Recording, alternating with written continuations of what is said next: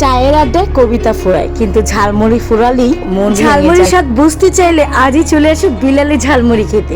So hello everyone, আসসালামু আলাইকুম। সবাই কেমন আছেন? বরাবরের মতন অনেকদিন পর আরেকটি ব্লগ নিয়ে চলে আসলাম। ভিডিও দেখে আশা করি আপনাদেরকে আর বলতে হবে না এটা কোথায় চলে এসেছে। হ্যাঁ, ঠিক ধরেছেন, আমাদের রানীগঞ্জের পপুলার ঝালমুড়ি, যার ঝালমুড়ি আমাদের রানীগঞ্জে আনাচে কানাচের প্রত্যেকটা মানুষ পরিবার নিয়ে বের হয়ে গিয়েছি আজকে হচ্ছে বিলালের ঝালমুড়ি খেতে। আসলে কি করব, সময় তো দেখা যায় রেস্টুরেন্টে যাই বা কোনো রিসোর্টে ঘুরতে যাই, তো ভাবলাম একটু অন্যরকম স্বাদ গ্রহণ করি।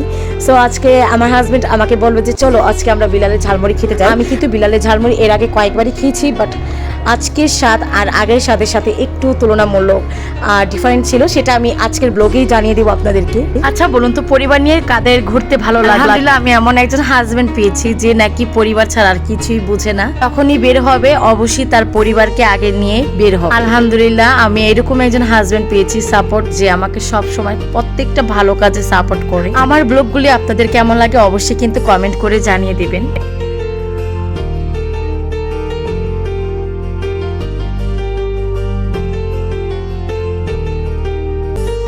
এই তো দেখতে দেখতে চলে আসলাম আমাদের কাঙ্ক্ষিত জায়গায়, বিলাল ভাইয়ের মুড়ি ভর্তা। এখানে কয়েক রকমের মুড়ি ভর্তার প্যাকেজ রয়েছে, আপনারা চাইলে আপনাদের পছন্দ মতো নিতে পারবে। এখানে প্যাকেজ শুরু হয় মাত্র 150 টাকা করে। আমার তো খাবারের চাইতে এই ভিউটা সব থেকে বেশি ভালো লাগে। এত সুন্দর পরিবেশে বসে কার না ভালো লাগবে নিজের পছন্দের খাবারটা খেতে। যাই হোক, আজকের ওয়েদারটা কিন্তু অনেক বেশি সুন্দর ছিল, আমার কাছে আসলে অনেক বেশি ভালো লাগছে। এখানের ভিউটা জাস্ট ওয়াও ছিল, এত সুন্দর একটা ওয়েদার প্লাস এত সুন্দর একটা ভিউ ছিল।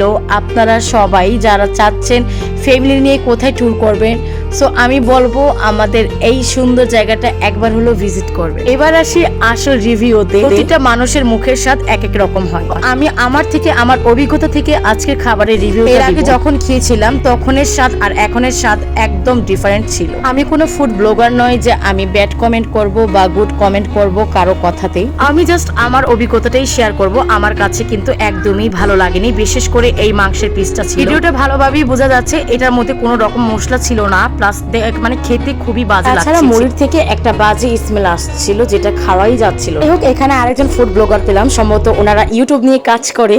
আমার কাছে বেশ ভালোই লাগছে, অনেক বেশি প্রশংসা করতেছিল। সত্যি কথা বলতে বাস্তবতা ছিল তার উল্টোটা।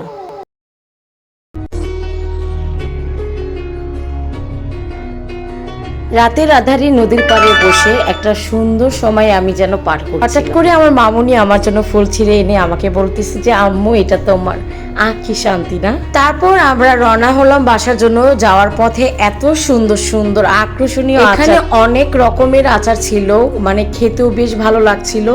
প্লাস আমার কাছে তো টোটালি আমি আচার দেখলে আসলে লোভ সামলাতে পারি না। তারপর আমাদের এখানে কেজি চেয়েছিল যে 600 টাকা করে, তো কিছু দামাদামি করার পরে 550-এ ফিক্সড হয়। তারপর আমরা এখান থেকে প্রায় 1 কেজির মতন আচার নিই। তারপর আসার পথে আমাদের চোখে পড়ে বলরামের সুইটসের হোটেল, সেখান থেকে আমি আমার বেবির জন্য মোরগ পোলাওটা নিয়ে নিই, এবং সাথে সেইখানে খাসির একটা হালিম ছিল, আমার কাছে অনেক ভালো লেগেছিল, তো ওইখান থেকে হালিমটা নিয়ে বাসায় ব্যাক করি। তারপর এতক্ষণ তো আমার ব্লগ শুনলেন, এখন বলেন তো আমার ব্লগগুলি আপনাদের কেমন লাগে? জানি আপনারা জানাবেন না আমার ব্লগগুলি কেমন লাগে। ভালো থাকবেন, আল্লাহ হাফেজ।